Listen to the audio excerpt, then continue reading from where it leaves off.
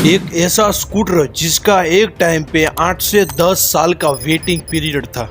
अगर आपका जन्म 2001 से पहले हुआ है तो शायद आपने इस स्कूटर को देखा भी होगा। एक समय पे पूरे इंडिया में सबसे ज्यादा बिकने वाला ये स्कूटर था जिसका नाम है बजाज चेतक।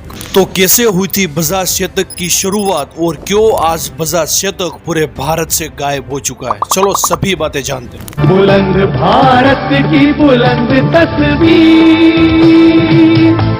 हमारा बजाज, हमारा बजाज। ये बात है 29 नवंबर 1945 की, जब जमनालाल बजाज ने बजाज ऑटो की शुरुआत की। तब इस कंपनी का नाम बजराज ट्रेडिंग कॉरपोरेशन प्राइवेट लिमिटेड था और तब ये भारत में 2 व्हीलर और 3 व्हीलर को बाहर के देशों से एक्सपोर्ट करते थे और भारत में उसे बेचते थे। और बाद में 1959 में उसको 2 व्हीलर और 3 व्हीलर को इंडिया के अंदर मैन्युफैक्चरिंग करने के लिए सरकार से लाइसेंस भी मिल गया था और इसकी वजह से वो इंडिया के अंदर ही 2 व्हीलर और 3 व्हीलर बना सकते हैं। और उस टाइम पे इंडिया के अंदर गरीबी बहुत ज्यादा थी और उस टाइम के अंदर सभी लोग एम्बेसडर जैसी लग्जरी कार नहीं ले सकते थे और जो मिडिल क्लास फैमिली थी उसके लिए कोई भी ऑप्शन ही नहीं था वाहन के अंदर। इसीलिए मिडिल क्लास लोगों के लिए बजाज ने कुछ 2 व्हीलर बनाने का सोचा जो भारतीय सड़कों पर आसानी से चल सके और सभी लोग उसे खरीद सके। फिर बजाज ने इटाली की जो पियाजियो कंपनी का वेस्पा स्प्रिट स्कूटर था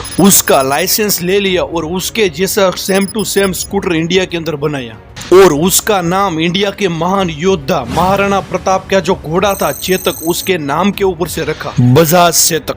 और बजाज चेतक 1972 में इंडिया के अंदर लॉन्च हुआ और लॉन्च होते ही सभी लोग उसे खरीदने के लिए आ गए और धीरे धीरे बजाज चेतक पूरे इंडिया के अंदर फैल गया था। लेकिन बजाज चेतक में ऐसा तो क्या खास था कि वो पूरे भारत के अंदर बिक रहा था? उसके पीछे कई रीजन है, चलो सभी रीजन समझते हैं। सबसे पहला रीजन था कि बजाज के सामने कोई कंपटीशन ही नहीं था, यानी कि बाइक के अंदर कोई कंपटीशन ही नहीं था। बाइक के अंदर सिर्फ एक ही राजा था और वो था रॉयल एनफील्ड का बुलेट और मिडिल क्लास लोग बुलेट को अफोर्ड नहीं कर पा रहे थे। और दूसरा ऑप्शन था बजाज चेतक और बजाज के अलावा कोई दूसरा ऑप्शन भी नहीं था। और साथ में बजाज के अंदर 60 से 70 की माइलेज मिलती थी और लंबे समय तक भारत के सभी जगह पर सड़कों पर गड्ढों पर ये बजाज चलता था। और बजाज चेतक की जो प्राइस थी वो भी बहुत कम थी, इसलिए सभी लोग उसे खरीद पा रहे थे। और आजकल कार का जो वेटिंग पीरियड 1 महीने का, 2 महीने का और ज्यादा से ज्यादा 9-10 महीने का होता है, लेकिन बजाज चेतक का वेटिंग पीरियड एक टाइम पे 8 से 10 साल का था। यानी कि आप 20 साल के होगे और तब आपने अगर बुकिंग करवाया होगा तो आपको 30 की उम्र में स्कूटर मिलेगा। और कई लोग सेकंड हैंड बजाज चेतक भी लेना चाहते थे और डबल पैसे देकर, फिर भी नहीं मिल रहा था। इतनी हाइप थी बजाज चेतक की। और भारत में 2 व्हीलर के अंदर सबसे बड़ा मार्केट शेयर था तो वो था बजाज चेतक का। और 1989 में बजाज ने पूरे देश में हमारा बजाज नाम का कैंपेन भी चलाया था। हमारा बजाज, हमारा बजाज। और ये कैंपेन पूरे भारत के अंदर बहुत चर्चा का विषय बन गया और बजाज के साथ सब कुछ सही हो रहा था। लेकिन बजाज के साथ ऐसा तो क्या हुआ कि वो पूरी तरह से आज बंद हो चुका है और गायब हो चुका है। उन सब का कारण है बजाज कंपनी खुद, क्योंकि उसे पता था कि लोग अब स्कूटर से बाइक की ओर जा रहे हैं और उसे अब स्कूटर को अपग्रेड करना पड़ेगा, वरना सभी लोग बाइक लेने लग जाएंगे और स्कूटर को कोई देखेगा भी नहीं।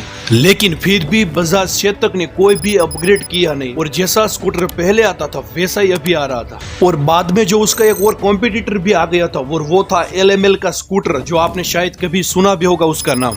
लोग उसको खरीदने लग गए थे और धीरे धीरे सभी लोग सोच रहे थे कि ये स्कूटर सिर्फ बूढ़े लोग ही चलाते हैं। जो बजाज चेतक का स्कूटर था ना, वो इसकी वजह से जो यूथ था वो बजाज चेतक से दूर जा रहा था और धीरे धीरे बजाज अपना ध्यान स्कूटर से बाइक की ओर ले जा रहा था और स्कूटर को भूल ही गया। लेकिन उसे क्या पता कि आने वाले समय में बाइक की तरह स्कूटर भी पूरे इंडिया के अंदर घूमेगा। और आपको शायद पता हो तो आज भारत के अंदर हीरो स्प्लेंडर की टक्कर दे रहा है होंडा का एक्टिवा। उसने अभी तक 3 करोड़ एक्टिवा को सोल्ड आउट किया है। और अगर आप शहर में रहते हो तो आपको पता होगा कि हर जगह पर एक्टिवा या कोई भी स्कूटर ही चलता है। फिर बजाज ने 1984 में कावासाकी के साथ मिले और बाद में बजाज ने डिस्कवर, बॉक्सर, पल्सर, प्लेटिना जैसी बाइक को भी लॉन्च किया और वो कंपटीशन के साथ थोड़ी थोड़ी चली भी।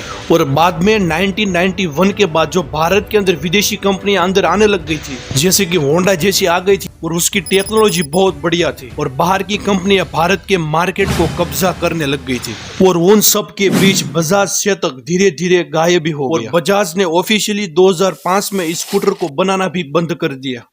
एक मिडिल क्लास फैमिली के लिए सबसे पहली पसंद थी वो चेतक पूरी तरह से खत्म हो गया। लेकिन आज भी बजाज चेतक कई लोगों के दिल में बसता है। क्या आपके भी पिता या दादाजी के पास कोई चेतक था? तो कमेंट में जरूर बताइए। और बजाज चेतक की तरह राजदूत बाइक पूरे इंडिया से गायब कैसे हो गया, अगर आपको ये जानना है तो आप ये वीडियो देख सकते हैं। तब तक के लिए प्लीज चैनल को सब्सक्राइब भी जरूर कीजिए।